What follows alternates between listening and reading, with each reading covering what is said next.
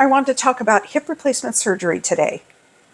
So as a patient and a nurse, I know firsthand that even though the best planned, the best surgeon that you've researched, everything seems to be in place for you to have a successful surgery, even though all that is where it should be, complications, bumps in the road can happen. And that's what happened to me. It has been over 3 years. About 3.5 years now since I had my hip replacement. Prior to that, I had a labral tear and had surgery to fix that. So I wanted to go over some of these things. What I mainly want to talk about, besides explaining what my situation, what happened with mine, could it have been avoided? There were questions I should have asked. I thought I asked everything. But if I had known a couple things, I would not have gone through with this surgery with that surgeon. That approach. I would have gone to somebody else who did hip surgeries a little bit different. I'm hoping this might help somebody out there. If you have questions, you just got done with hip surgery, I know it hurts. You're going to get through it. But if you're coming up on hip surgery, these are just some really important things to think about and discuss with your surgeon. In my particular case, I had something called bilateral hip impingement, and that started as a young teenager. And I've had many videos up, and you guys all know my mom didn't take us to the doctor, so her response, like everything, is everybody has it. You're no different. Everybody's got clicking hips. Move on. So nothing got done, and I never saw a doctor for that. I thought, well, that's just the way my hips are. One is turning out. It hurts all the time. That's just how my hips are, even as a teenager.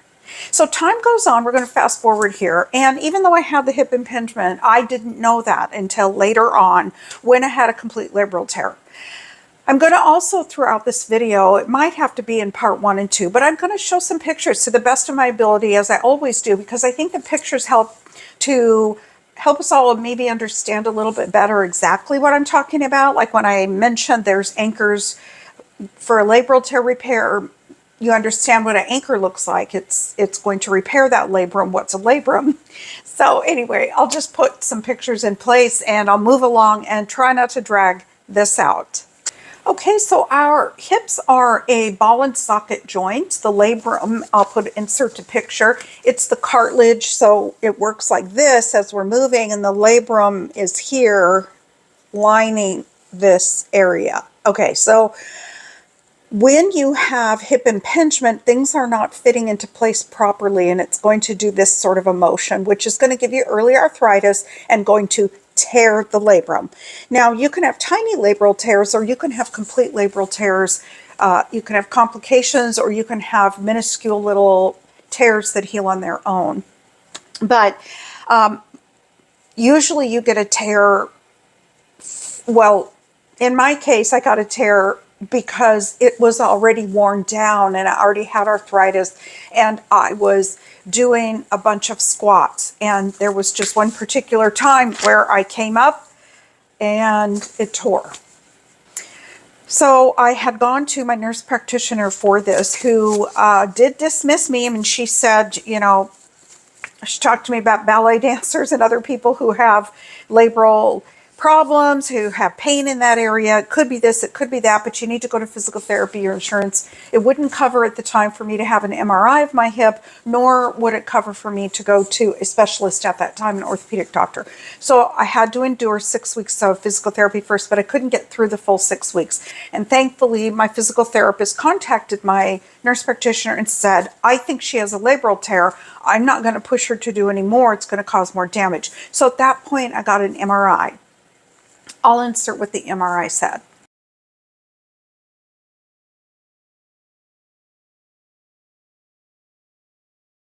I then got a referral to an orthopedic surgeon. I think if I had to do it over, I just would have done a hip replacement at that time, because it didn't work. Having the labral tear, having that repair done, having the suturing to repair it, the anchors to repair it, it didn't work. Rehab's over, physical therapy's over, walking with crutches is over, back to work I go as a nurse, 12-hour shifts and so forth. And I end up with bursitis and other complications. And he did say, after months of this, think about a hip replacement. I saw another physician. I got another referral to ask somebody else. He said, let's do some cortisone injections. We're going to do one, then you'll come back, we'll do another. When it wears off, we'll do another. My question was, well, how many can you do? Well, as many as you need. However, some orthopedic doctors say there is a limit, and the cap is 7. Why not 6 or 8? I did have the maximum amount over the next few years. And those injections, if you've ever had one where the long needle has to get down, guided by ultrasound, down into your hip socket, you're going to get cortisone put in there. I felt like it was really painful. It was ridiculous how painful it was. And I guess it depends too, according to one sports medicine physician who told me it will depend on how much inflammation and damage you have in there, how much bleeding and fluid you have in there will determine how much pain you have. I had a lot of pain with those injections. I wanted a hip replacement. It was always encouraged to wait. Just wait. You can just get another injection. So years, like I said, go by. 7 injections go by from 3 different physicians. And I then talked to Dr. Seth Leopold. Now, Dr. Leopold, I highly respect, and I saw him, wanted him to do my hip replacement in Seattle. And he said, I'm not doing surgeries anymore, but I have a referral for you. I have somebody that is excellent, and his name is Dr. Paul Manor. He'll do your hip replacement. He's superior. I said, okay. He puts in a message to Dr. Paul Manor that I'm coming. I'm going to inquire about the hip replacement. I get my appointment with Dr. Manor. Now, this is where the questions began, and what I thought were intelligent questions that covered everything, but I didn't. I missed things. And if I had to do it over, I would not do this. I knew going into that consultation that there were different types of hip replacement surgeries. Not everybody knows that. I knew that sometimes it's in the back, posterior. I knew that sometimes it's on the side area. And I also knew and had known people who had it done direct anterior, just straight in the front at that crease area where your leg bends. Okay, so I didn't know Dr. Paul Manor's approach, but he told me his approach and I'd never even heard it before. So probably that was red flag question mark number 1. His is called minimally invasive two-incision approach. So you're going to have an incision, and part of your metal and replacement will go in that front incision. And then there's going to be a back incision through the upper middle butt area, and the rest of your metal will go, your hip replacement will go in that way. Okay, so he said that it's technically more complicated to do that type of surgery, that he did the first one back in 2003 in Washington, D.C., and all these other stats that he gave me. And he has published papers on lots of different things. I mean, it's not his technical skill, it's not him.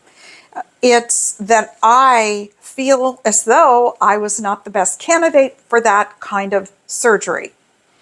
I'm also going to put up a slide of the 2024 listing of the percentage of what kind of approach for hip replacements physicians in the United States usually do.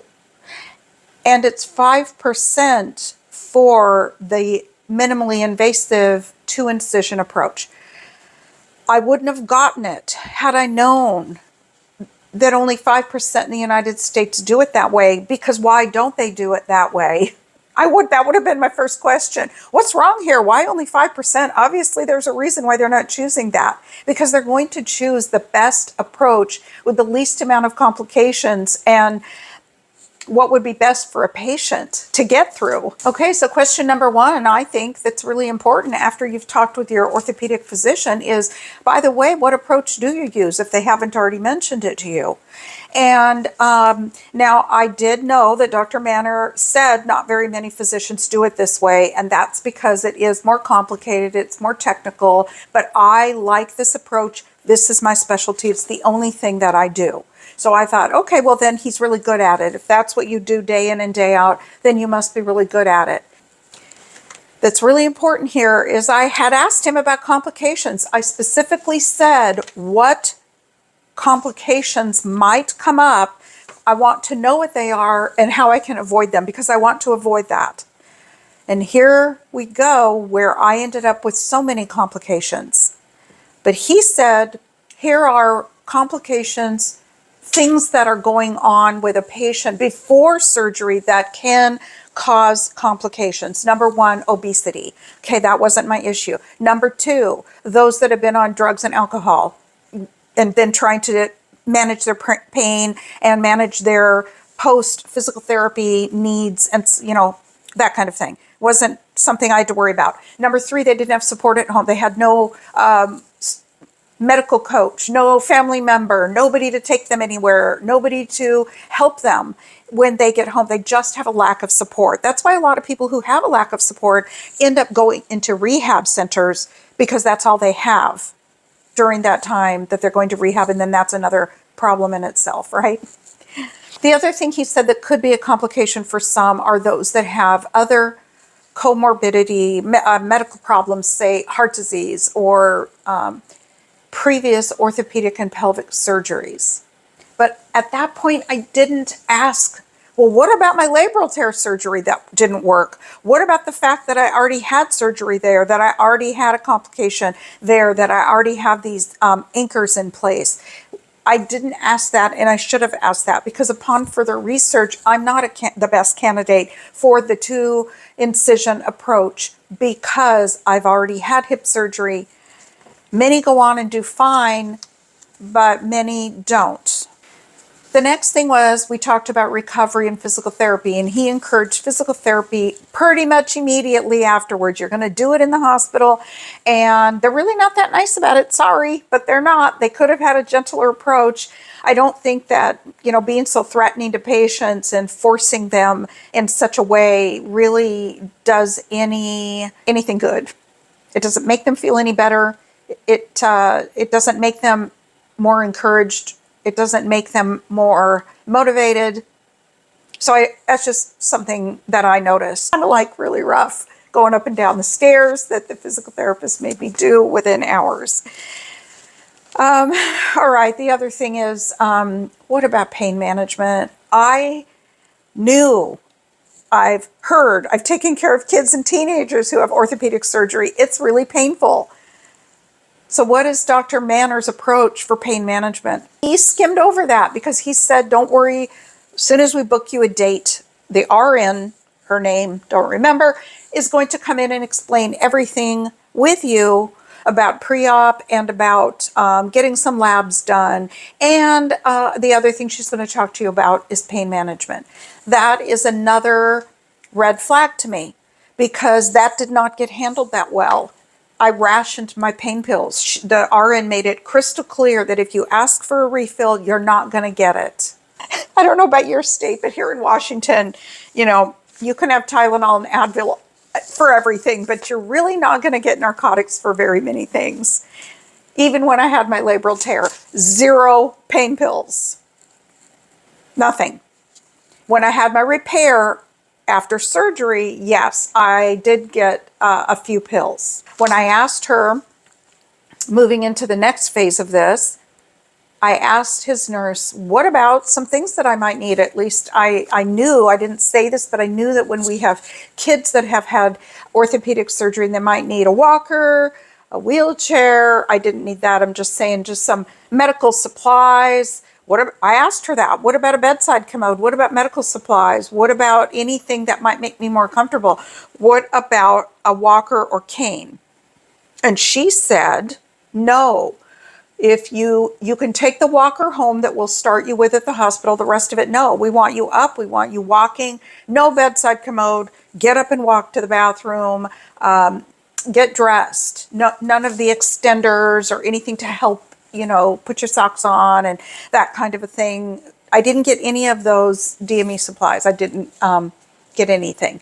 So I would, in my next video, I'm going to say all the things, which aren't a lot, that I think will make your life so much easier if you would properly be prepared when you transition home after a hip surgery. I guess this could be for any kind of pelvic surgery or knee surgery and so forth.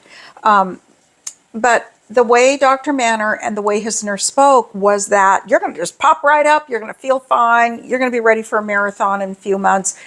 But when I didn't do so well, then I felt like a failure. And when I did need pain medication after my hip surgery, I also felt like a failure. But there were other options. I should have known. I didn't think about it. I was so hyped up going into it, thinking I was just going to, basically jog back to my car from the hospital. A lot of people get hip replacement surgeries and knees too done in a same-day orthopedic surgery center, and they do beautifully.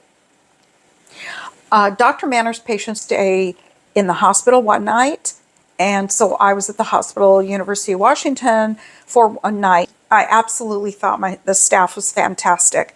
I got very good care from the nurses and medical assistants there. Dr. Manor did come in the morning, the morning that I was discharged later in the afternoon because my blood pressure was low. Here, let me put something in about that. I think it was always around 90/40 or 80/40 or something like that. Extremely low blood pressure, and still does not matter. You're going to get out of bed. Physical therapy is coming around a couple times. You're going to get out of bed. When you have to use the bathroom, you are going to use the bedside commode for the first hours, and then after that, you do have to walk over to the toilet. Now, bending down as a lady, it's different for men. You don't have to do all this bending within hours of a complete hip replacement. How many times you're sitting down, and then if you get boluses of fluid because your blood pressure is low, plus you've had a lot of fluid in surgery, you're going to have to go to the bathroom a lot. Every hour you're trying to get in and out of bed and sit down on the commode or sit down on the low toilet. That's another piece of supply that I would like to encourage people to get. How about a raised toilet seat? Please, why didn't anybody suggest that to me? Why would the nurse say you don't need any of those extra things? My husband went out after a day at home. I don't know, 30 hours went by once I got home, and he went out and got all these supplies. It made my life so much easier, especially the raised toilet seat. I encourage people to please put that on your list. Number one, especially for ladies. I want to pass these things on to you guys just in case they might be helpful. When I got home, I made sure I was up every hour and walked with the walker around my upstairs because I wanted to just keep things going and keep circulation going. I did the foot pumps in the bed. These are all just things I did on my own. I ended up having to go to physical therapy, though I hear so many people get a physical therapist that comes to the house. What? Put that on your question list. Can PT come to my house? Why not? Of course they probably can. I didn't think about that. Dr. Manor didn't order that. So I want to tell you what I had to do at physical therapy. I had 1 hour physical therapy appointments. It was probably 5 days after surgery. When I got into the physical therapy room, I did the bike. I had to go on the bike and ride the bike. From the bike, I did obstacle courses. I always had bands on my thighs, the bands, the PT bands through obstacle courses, and lifting my leg and going over things were at different heights were also something that I did as part of the 1 hour physical therapy. I did, you ready? Leg presses, seated leg curls. Sorry, I got interrupted. Let's see, where was I? Leg curls, I think. I wrote them down. This came from when I had physical therapy. Leg presses, bike, seated leg curls, obstacle course with bands, bend over donkey kicks onto an exam table with bands. I'm going to show you what leg presses, what it looked like. I did most of them with one leg, often started with two, and then would have to, now we're talking about all the way back leg presses. All this weight with my surgical leg, okay? Now, I also did a lot of full weight bearing on my surgical leg on day 5. And this physical therapist believed in a lot of physical manipulation. So she, at the end of it, would do heat or ice or both, alternating, and she would do a lot of fascia, hands-on, straight into the front part, then the back, where your scar is. I did about 2 weeks of physical therapy there with her, or maybe it was 3 weeks, but anyway, she did make me cry. I mean, she put me in so much pain that I would cry. She would try to cross legs on the exam table, put one knee up, take this leg. I'm going to make your leg go over the other leg in this position, ankle on knee. And that's when I really cried, because I couldn't take this pain, this forceful pain. I did PT without pain medication because I didn't want to fall, and I didn't want to be dizzy. And I was worried about damage already to my surgical site. So I did call Dr. Manner's office, and I did speak with the gatekeeper, the nurse, and told her, these are the kinds of things I'm doing in physical therapy. Is this safe for my surgical healing? And she got back with me and she said, Dr. Manner said, quote, no pain, no gain. That's another, I don't know, are we on reason number 3 that I felt like a failure? I couldn't take the pain. I couldn't take physical therapy. I didn't know why some people said that they never took a pain pill, and there I was, just really hurting. I felt like a failure that I needed those medical supplies at home. God, why do we make ourselves feel like this? I'm making myself feel this way, but don't you feel this way. So I switched physical therapists. I continued on with PT with a different group who said they specialize in hip replacement PT. Regarding healing, an orthopedic physician from Dartmouth, I'm going to list everything below as I always do, said healing time goes like this. At about 3 months, you are approximately 60% recovered from a total hip replacement. Implant and bone have now connected. At 1 year, you're 95% recovered, and he said it takes about 2 full years. So another doctor named Dr. Edward Ted Lambert, he is a physician at, I will put it down below, he and the other doctor from Dartmouth talked quite a bit. Now, this is from 2025. All right, so this is current. This isn't a few years back when I had mine done. There is a big difference in medical technology and healing, even within a few years. But both of them, in the current data, really spoke about rest and healing. In fact, even Dr. Lambert said that he has a how many steps can you take guide post hip replacement. You are to do this many steps a day, then this many, then this many. And I can tell you absolutely 100% of some of my complications have come from going to the gym PT and working like that and straining like that and creating more inflammation and being pushed past what my body could do. There's no way that that is good for you. There's no way that you're putting the patient or the patient's needs first.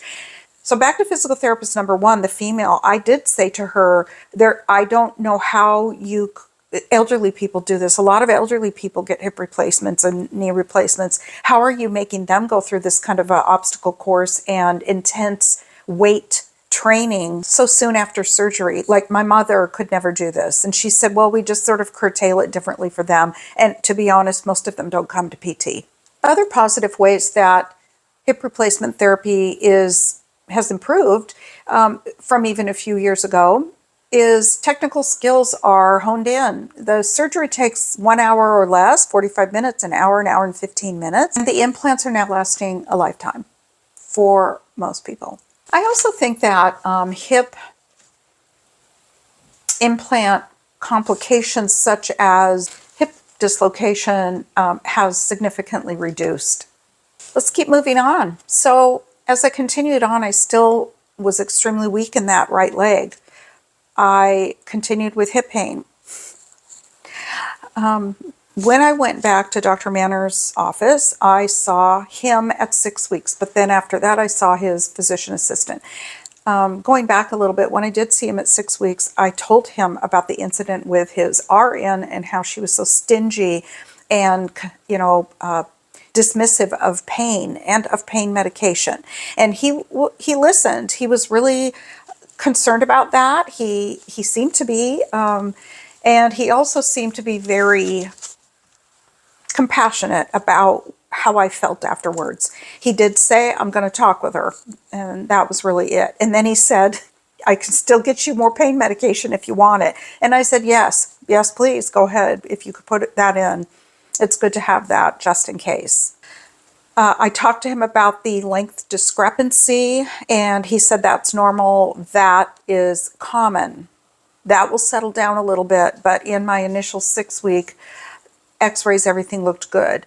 That is a big deal. All right, did you know that? I didn't know that. I would have asked that. Put that down in your questions too. Will one leg be longer than the other? Because the answer is yes. I didn't know that that was going to happen to me. I now wear a half-inch lift in my shoe.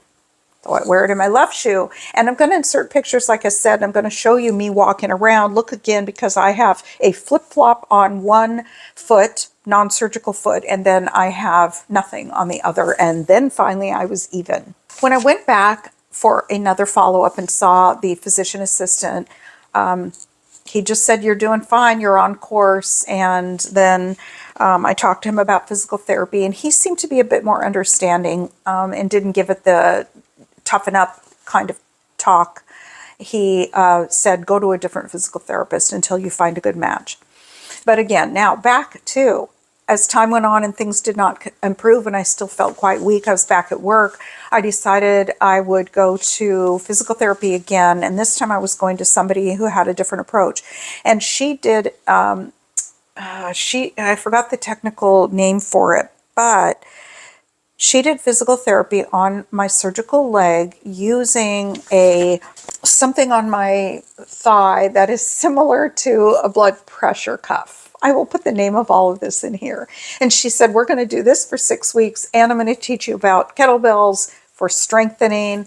And I got my kettlebell set here still. I love using them. But that technique of pumping up like a blood pressure cuff and decreasing the circulation in your surgical limb, that didn't work. So after 6 weeks, she said, that is, I'm not getting the response that you should have had. I don't think that we should continue with it.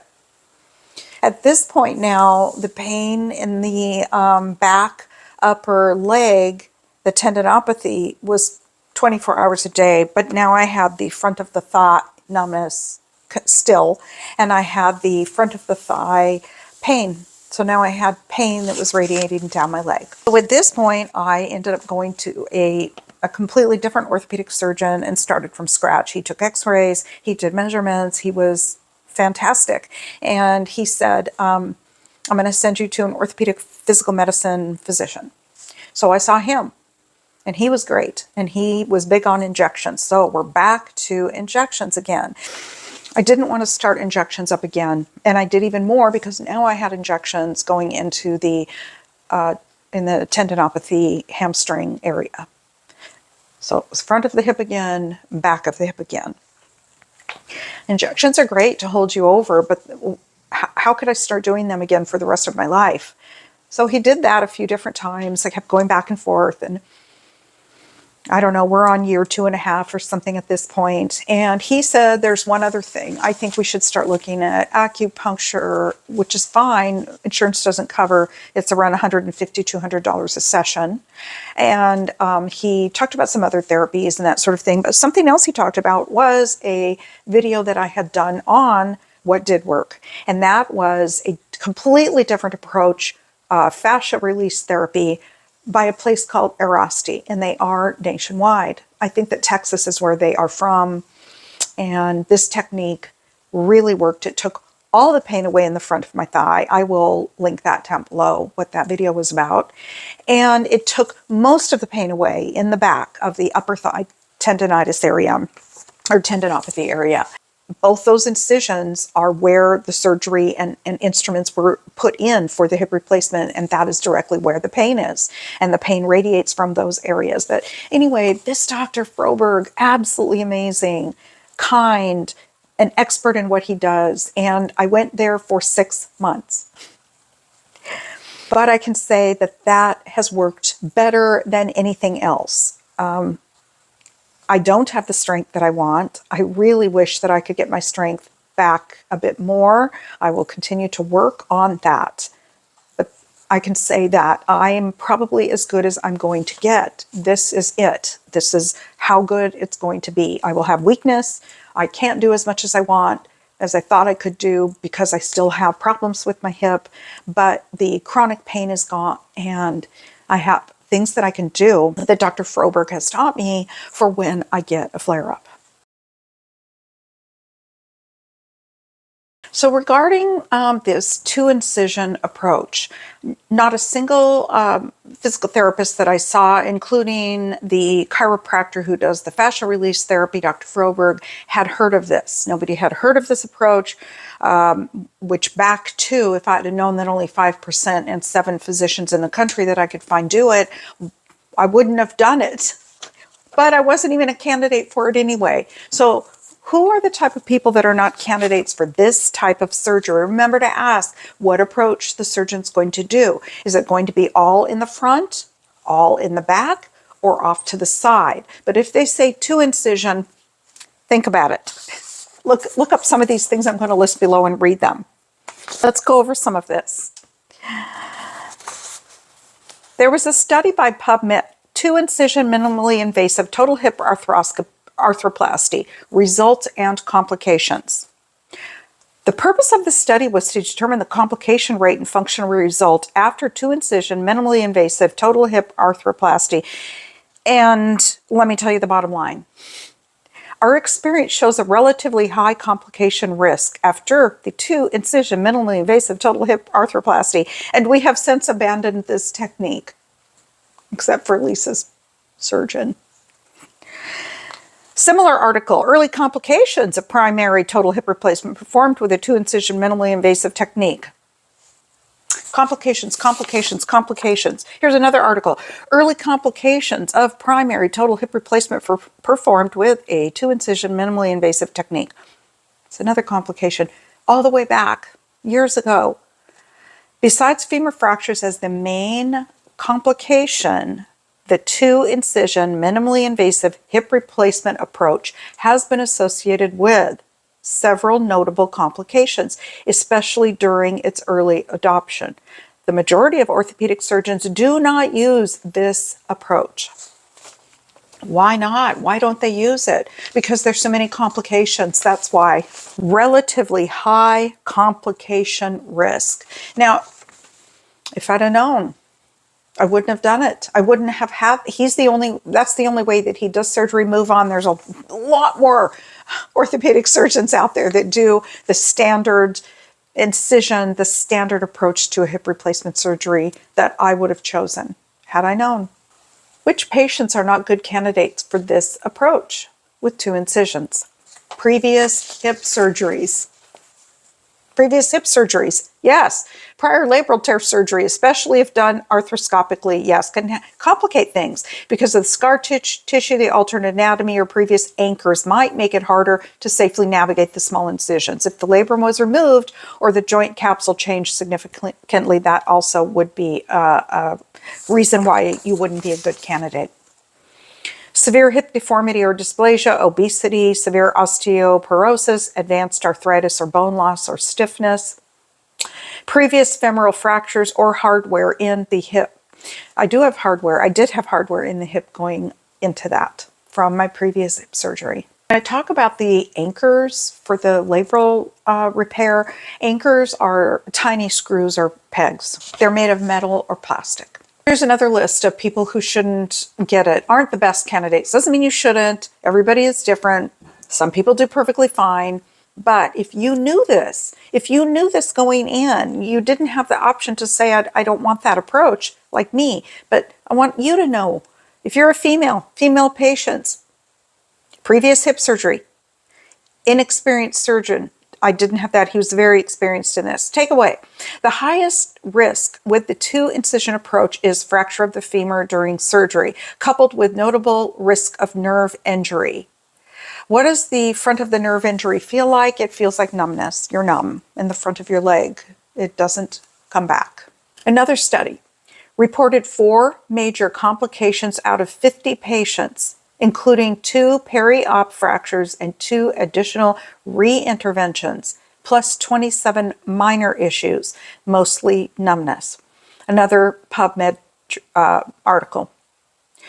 The authors, as stated before, ultimately abandoned the technique due to the complication rate. Johns Hopkins, or hopkinsmedicine.org. Okay, so the biggest things to think about here are the following. If you're going in for hip surgery, you're going to have a hip replacement. Let's start with that one before I talk about the labral repair. If you're going in for a hip replacement surgery, please do a couple consultations. 1, 2, 3, your insurance pays for second and third. That's most, I shouldn't say all, but most insurance companies will pay for second and third opinions. Some things to ask that surgeon would be, well, how are you going to do this? I'm going to do it in the front. I'm going to do it in the back. I'm going to do it, one incision. But if they talk to you ever about the 2-incision approach, please consider some of the things that I spoke about and read some of the articles I listed below. I think that some people probably do perfectly fine. The best candidate is male, young, healthy, no previous hip surgeries, that sort of thing, from what I was reading. All of the things that I'm not. Make sure to ask your doctor, what kind of complications could I get? How do I avoid complications? Just maybe ask that if you want. Avoid complications by following the instructions on keeping the wound clean, taking your antibiotics if you have any, coming back for your post-op appointments, those sorts of things. What else? What else can the provider tell you about how to not have complications? Make sure you're coming to write it all down. How will you manage my pain? What should I expect for pain? What if the pain pills aren't working? Because there are those instances where certain pain medication just doesn't work very well for certain people, and there are many other choices. Usually you have to go in, though, to see your physician before they will change to a different narcotic or before they will give you any more. You need to do a telehealth or something. But that conversation about pain management should be with your surgeon.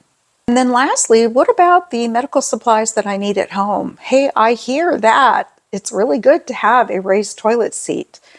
Well, we like people to go through a lot of pain and crash down on the toilets. No, just ask about that and get the things that you think you will need. You do not have to not get those things because you're expected to be the tough guy and you're expected to go through more pain than necessary by not having any supplies or pain management at home. That's the worst thing that anybody could do to a patient. I'll do a video on what the best things were, in my opinion, to get me through the first, well, for me, several months at home.